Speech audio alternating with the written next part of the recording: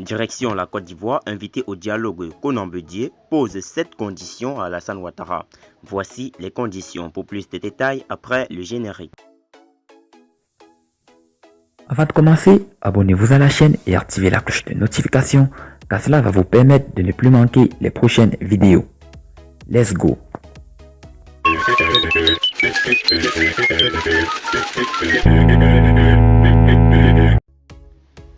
Henri Konan Bédié, le président du Parti démocratique de Côte d'Ivoire, a répondu favorablement à l'offre de discussion proposée par Alassane Ouattara, le chef de l'État ivoirien, dans son adresse à la nation le lundi 9 novembre dernier.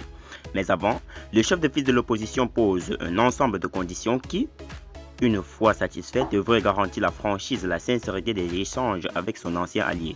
Konan Bédié répond à Alassane Ouattara, oui au dialogue, mais avec la plateforme de l'opposition et avec les médiateurs de l'ONU. Oui au dialogue, mais avec la plateforme de l'opposition et avec les médiateurs de l'ONU. C'est en substance ce que l'on pourrait retenir de la réponse du président Henri Konan Bédié à l'appel à la discussion lancé par Alassane Ouattara, le président ivoirien, dont la réélection est contestée par son opposition.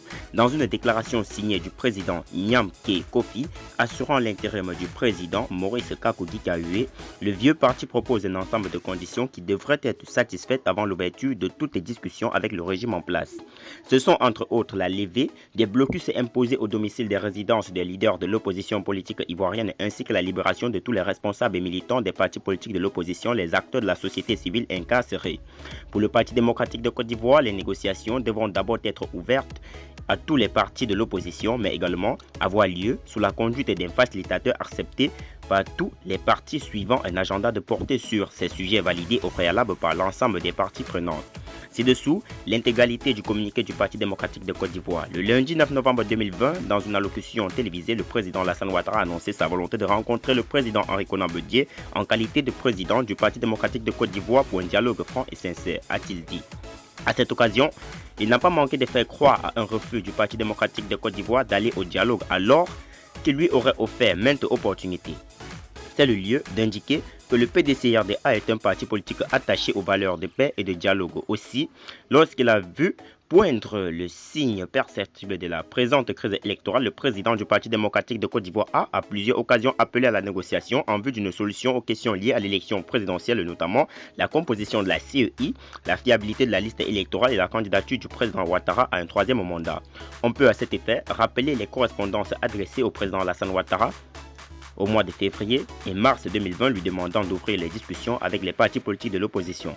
Toutes ces demandes de dialogue se sont heurtées à un refus catégorique. Dans sa volonté de donner une chance à la paix et à la cohésion sociale, le président Henri Konan Bédié a saisi le président en exercice de la CEDEAO et le secrétaire général de l'ONU en vue de faciliter le dialogue inter-ivoirien.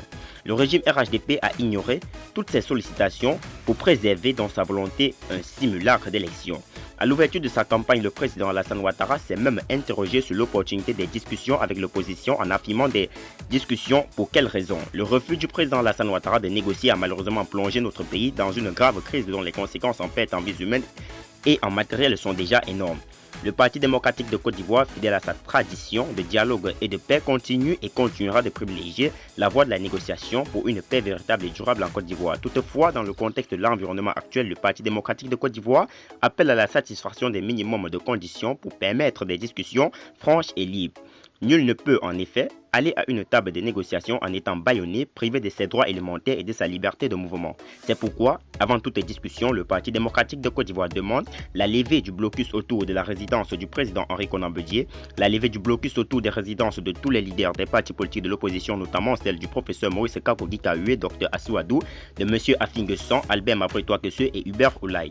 La libération de tous les responsables et militants des partis politiques de l'opposition, ainsi les acteurs de la société civile injustement et illégalement incarcérés, la cessation de toutes les poursuites judiciaires contre les responsables et militants de l'opposition ainsi que les acteurs de la société civile, le retour à un fonctionnement normal des partis politiques de l'opposition avec un libre accès à leurs locaux.